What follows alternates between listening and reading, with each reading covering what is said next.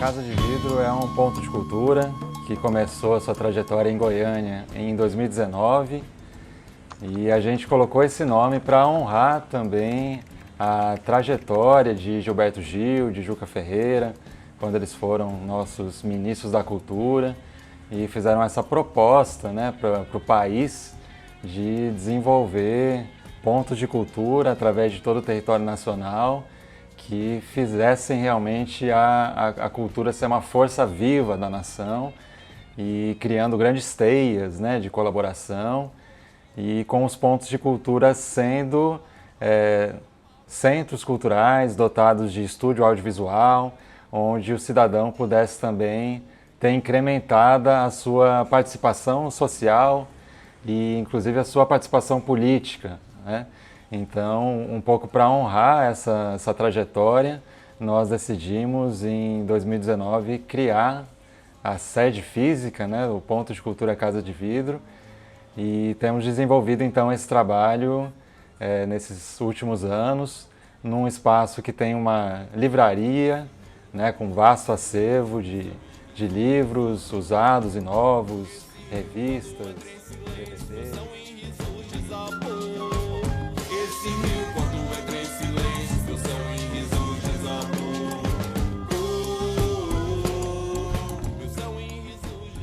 O espaço também tem um estúdio, onde os músicos podem fazer os seus ensaios, fazer as suas gravações, transmitir as suas lives.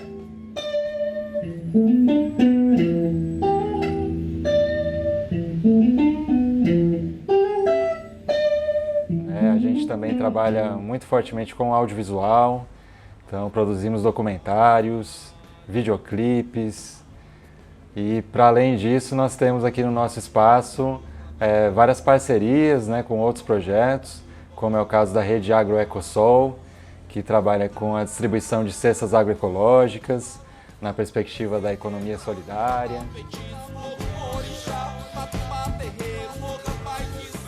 Eu sou a Arilene, sou educadora popular, formada em filosofia e sou uma das coordenadoras aqui do projeto Rede Agroecosol, que é um projeto de economia solidária, de cestas agroecológicas, produtos da agricultura familiar para a mesa dos brasileiros, né? E aí a gente está aqui na Casa de Vidro porque a gente entende que a agricultura familiar, os produtos agroecológicos faz parte de uma cultura ampliada, né? Então a Casa de Vidro tem toda esse entendimento, né, e essa prática da cultura ampliada dentro dos seus projetos e dentro da sua perspectiva aí de formação e produção mesmo. Então a Rede Agroecosol é uma rede de várias pessoas, famílias que compram os produtos em formatos de cesta para o seu consumo do dia a dia. Então é uma rede de pessoas que tem esse entendimento político da agricultura familiar e da produção agroecológica. A gente tem produtores do assentamento Canudos e de outras famílias que trabalham a agricultura familiar.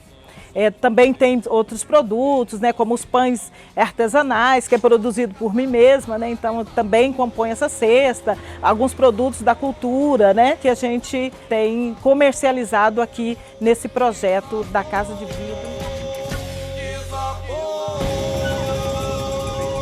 Muito orgulhoso de fazer parte de um projeto que vislumbra uma outra economia, uma economia além do convencional, uma economia que possa respeitar a necessidade que o ser humano tem de sobreviver através dos alimentos com saúde e também de respeitar o meio ambiente. Isso é economia solidária. Basicamente, a gente pode dizer que a economia solidária, ela tem por base dois princípios fundamentais: a propriedade coletiva e a autogestão. A gente quer que as pessoas se aproximem mais, que venham visitar esse projeto, que venham conhecer, para que a gente possa expandir as cadeias produtivas solidárias, porque isso é muito importante, ainda mais nesse momento de crise que a gente vive pós-pandemia, em que há necessidade de olhar mais para as necessidades do ser humano. Colaborar. Como que as pessoas podem colaborar com esse projeto? É se somando, porque aqui é um projeto público, que é aberto a todas aquelas pessoas que querem, de alguma forma, auxiliar esse projeto coletivista. Então você pode somar como agricultor familiar fornecendo produtos, ou você pode somar como um associado consumindo esses produtos, né? Que são produtos de ótima origem.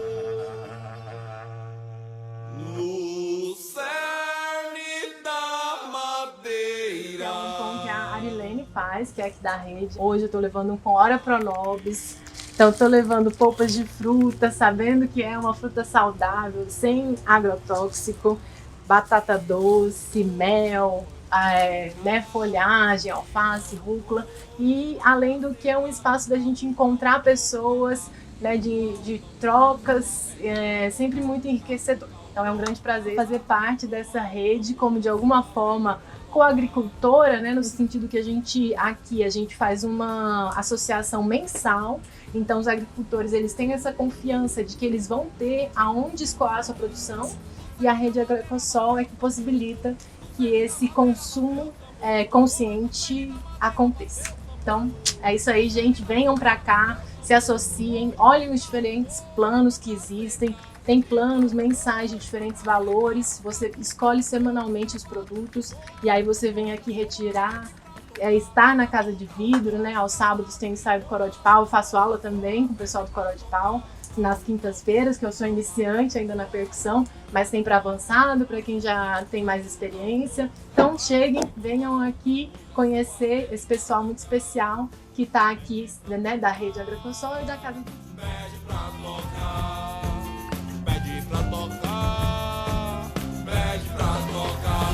Cerne da madeira bateu o tambor, no cerne da madeira bateu o tambor, oi, no cerne da madeira no meio do mundo.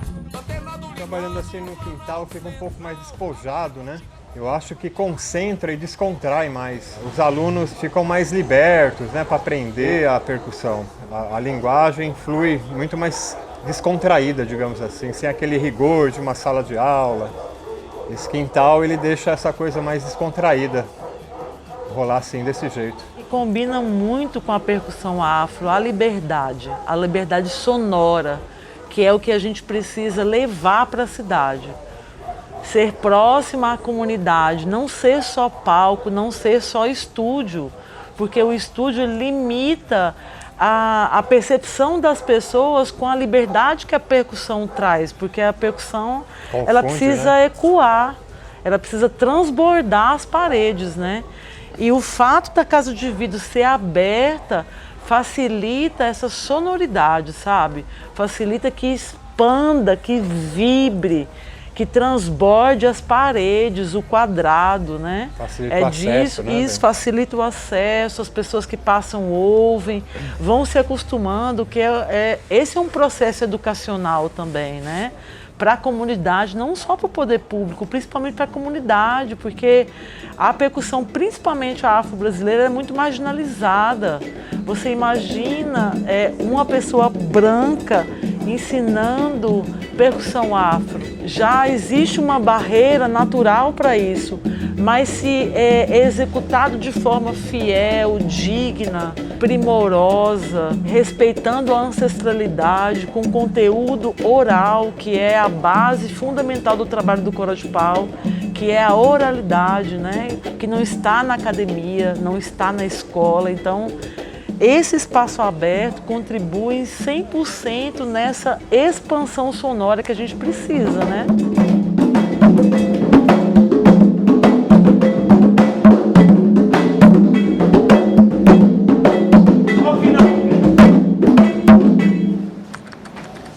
Escuta, como é que ia ficar? Cada um fazendo a rumba,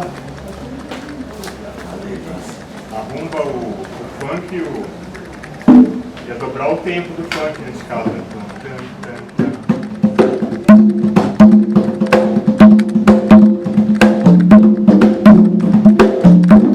E a gente, então, é isso. Resumindo, a gente fabrica o instrumento, ensina a fabricar e ensina a tocar. Esse é um espaço aqui no setor leste universitário que tenta congregar vários projetos, né, inclusive utilizando a cybercultura como um elemento muito importante da nossa atuação. até porque a Casa de Vidro se inicia como projeto na internet em 2010. Já temos uma trajetória aí de 11 anos. Foi um percurso um pouco excêntrico, porque se inicia no virtual e depois ele adquire um caráter mais presencial. No site www.acasadevidro.com, que é focado principalmente nas artes e nas ciências humanas, críticas de filmes, de bandas, de discos, de peças de teatro e também muitos textos políticos na área de sociologia, de filosofia, de história. A Casa de Vidro tem um pouco essa presença multifacetada, que tem sobretudo uma presença cada vez mais forte na cena cultural de Goiânia, enquanto produtora de eventos e de festivais.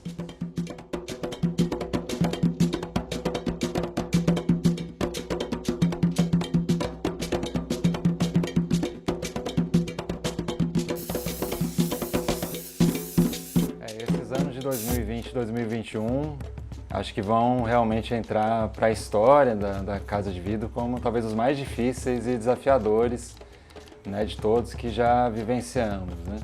Até porque os agentes culturais envolvidos em vários projetos sentiram demais o impacto, né, da pandemia, da crise econômica, de todas essas dificuldades que a gente vivencia por conta de, né, um desgoverno que também não nos ajuda a sair desse pântano, né, desse lodaçal. E aí nós tivemos necessidade de buscar o auxílio emergencial que a Lei Federal Aldir Blanc veio conceder. Então o Espaço Cultural recebeu por 3 meses o auxílio emergencial de R$3.000. No começo de 2021, ali de janeiro a março, nós tivemos essa oxigenada nos recursos, porque estávamos de portas fechadas há muito tempo, também diante da perspectiva de um aumento dos aluguéis, né? Infelizmente, nós vivemos assim sob a hegemonia da especulação imobiliária e que mesmo que seja um imóvel um pouco antigo e que vai se degradando, né, a despeito dos nossos protestos ou dos nossos argumentos, né, de que não seria justo nem aumentar aluguéis, nem despejar pessoas em meio de uma pandemia, mas realmente nós passamos por essa situação de, né, no meio dessa grande crise, onde tínhamos milhares e milhares de nossos concidadãos morrendo, sendo infectados, ainda o problema econômico, né, de não ter a entrada de recursos, não poder receber o nosso público, cobrar ingressos, fazer as atividades relacionadas à cozinha e ao bar. Então a Lei Aldir Blanc veio em boa hora para nos auxiliar a ter um pouco desse oxigênio para seguir as atividades.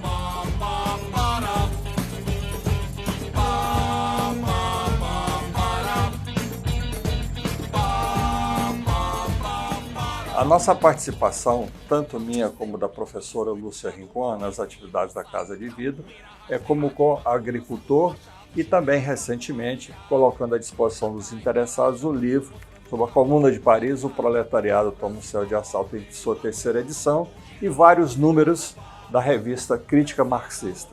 Aqueles que quiserem ter acesso a essas publicações, podem vir aqui na Casa de Vidro, que a encontrarão à sua disposição. Temos aqui, a Casa de Vidro trabalha com livros desde 2016, né? Nós já tivemos um período de estante virtual, né? Nós fomos um sebo que comercializava livros pela internet, e aí desde 2019 nós temos a sede física aqui também, com um riquíssimo acervo transdisciplinar. Estejam todos convidados para vir conhecer aqui todo o acervo da nossa livraria, de novos, de usados, né? E nós também temos toda a satisfação do mundo em acolher os autores, os pensadores que aqui em Goiás têm desenvolvido trabalhos importantes de pesquisa, de ensino, né, e de publicação, como é o caso do professor Silvio Costa, que fez aqui a Comuna de Paris, o proletariado toma o céu de assalto. Então nós temos vários livros que interessam a todo cidadão que quer conhecer a história de luta, né, da classe trabalhadora, as insurreições que marcaram época, né, ou seja, os camaradas que nós temos em outros lugares, em outros tempos e que se levantaram contra a opressão e tentaram fazer juntos um outro mundo possível, com mais justiça social, com autogoverno. A nossa biblioteca, assim como todas as nossas outras atividades, tem por princípio, né, uma certa politização, mas no sentido positivo, né, de uma luta contra a opressão, de uma polifonia de vozes que se manifestam contra todas as formas de dominação e de opressão que nós vemos na nossa sociedade. Sempre gostamos de acolher aqui os autores independentes, as pequenas editoras, então a gente serve como uma plataforma para que essas pessoas possam ter mais voz, possam ter um espaço de expressão e possam estar colaborando na construção coletiva do projeto. Fosse mais pra baixo, caso tava perdido. Tem como falar só mais uma coisinha que eu havia esquecido?